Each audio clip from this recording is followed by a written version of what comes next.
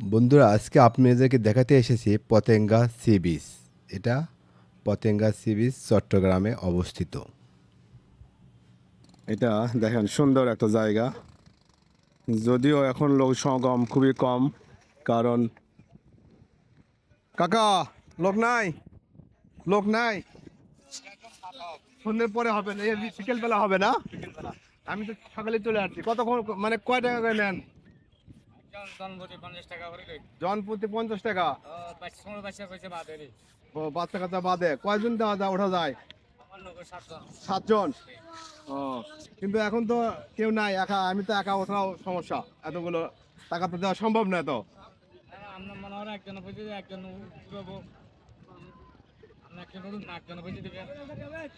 একজনে ঘুরাবেন?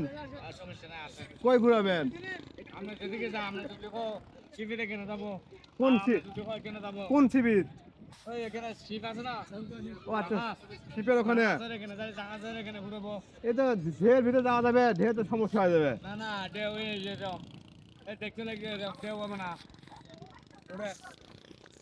আসবো, বলেন দেখি। দেখেন সাবধানে, ভয়টাই পাই। কিরকম কমায় আছে কাকা? শুক্রবারে 1000 কাছে, কিন্তু আজকে তো শুক্রবার, এখন পর্যন্ত ভিড় টির নাই দেখি। আছে লোকজন কম, বিকেল বেলা। বিকালে 4টার পর থেকে হবে না? ও আচ্ছা, আমি আলি আলি চলে আসছি। যদিও আমি হঠাৎ করে ডিসিশন নিয়েছি যে একটু ঘুরতে যাব। তা আসে দেখি যে কই যাব, রেল স্টেশন ঘুরলাম, চট্টগ্রাম রেল স্টেশন দেখলাম, তারপরে গেলাম হচ্ছে ওই যে টানেল, চর্ণফুলি টানেল। তারপরে আসলাম যে পতেঙ্গায়, ভাবলাম একটু পতেঙ্গায় কিছু সময় পাস করি, এই জন্যই আসলাম। এখন এখন লোক কম। তা আপনি দেখি যে একা একাই বসে আছেন, তা চিন্তা করলাম যে আপনার সাথে একটু ঘুরি।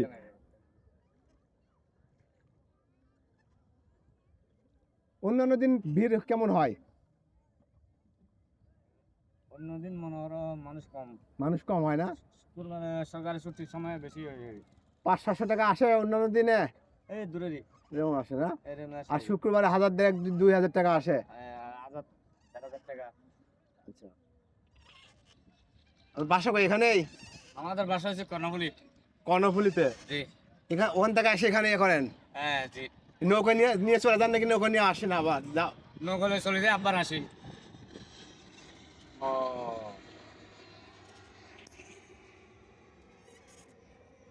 নৌকা ডোবার ভয় নাই তো না? না না, ভয় নেই ভয় নেই। এটা আমাদের এখানে, আমার এটার মধ্যে মনে হয় 7 জন খেলাচাড়ি আছে। আমি বেশি দেখতো। হ্যাঁ সেটাই তো। আমি তো দেখতো না।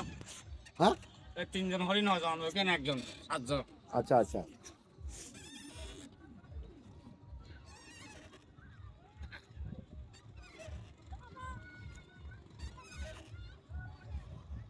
আমি পতেঙ্গাতে প্রথম আসলাম, কক্সবাজারে কয়েকবার গিয়েছি, কিন্তু প্রথম পতেঙ্গায় ফার্স্ট টাইম আসলাম আমি।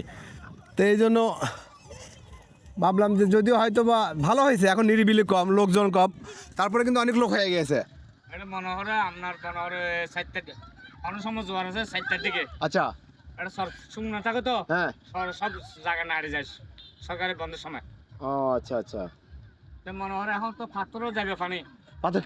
পাথর চলে যাবে তো। হ্যাঁ। মনে হয় আপনার 3টা ঘাট আছে, এখানে একটা আছে, মাঝখানে একটা, সামনে একটা আছে ঘাট।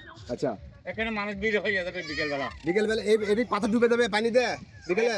হ্যাঁ। ও আচ্ছা আচ্ছা। সব ডুবে যাবে অর্ধেক। অর্ধেক ডুবে যাবে না? জি। তো বর্ষার সময় মনে হয় আরো ভালো হয় নাকি? বর্ষার সময় আপনি ওই রেলিং দিছে না, হ্যাঁ, এখানে জব জব জমজম পানি মারে। হ্যাঁ জি। এই বর্ষার সময় আসতে হবে দেখি কাকা, বর্ষার মাঝে আপনি জলজলের কাছে দেখে গেলাম। হ্যাঁ, ওই সময় আসতে হবে বাচ্চা কাচ্চা নিয়ে, তখন আসবো ঘুরতে, আল্লাহ যদি বাঁচায় রাখে। দোয়া করেন যেন আসতে পারি। কাকাকে নিয়ে শিব পুজো যাওয়ার কথা ছিল, কিন্তু সমস্যা যে দেখলাম যে বেশ কষ্ট হচ্ছে কাকার, আর আমারও অত, আসলে ভাবলাম যে অত দূর যায় লাভ নেই, আর একা একা হয়তো 4-5 জন থাকলে একটু ভালো লাগতো, গল্পে গল্পে সময় পার হতো, কিন্তু একা একা তো, এই জন্য আর চিন্তা করলাম যে আর ওইদিকে যেয়ে লাভ নেই। আর পানিতে মোটামুটি একটা বাতাসের ঢেউ আছে, পানিতে বেশ ঢেউ হচ্ছে, উল্টাতে পথে যাওয়া একটু কষ্টই হচ্ছে কাকার জন্য, এই জন্য ফিরে যাচ্ছি শিপের কাছাকাছি এসে। আর একেবারে কাছে গেলাম না, কাছ থেকে দেখা যাওয়ার কথা, হয়তো একটু দূর থেকে দেখা একই কথা, একটা কাকাকে আর কষ্ট দিয়ে লাভ নেই। যাই হোক, আমারও ভাল লাগলো, একটু ঘুরে গেলাম, আসলাম, একটু সুন্দর একটা সময় পাস করলাম।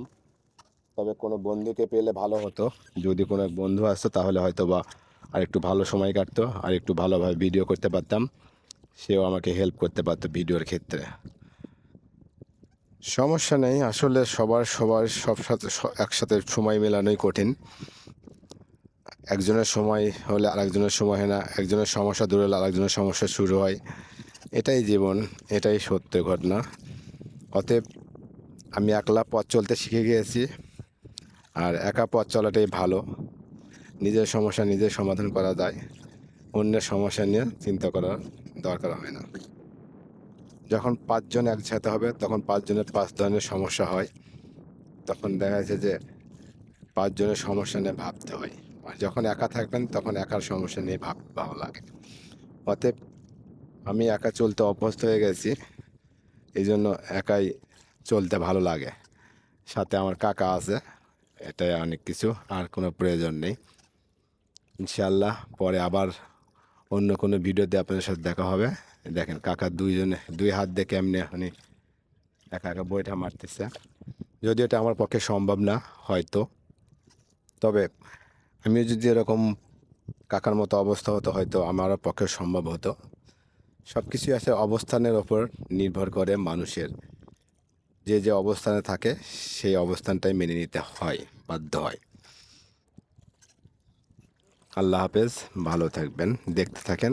যদি ভালো লাগে অবশ্যই লাইক কমেন্ট শেয়ার করে জানাবেন, আর সময় সুযোগ হলে আপনারা এসে ঘুরে যাবেন, ভালো লাগবে।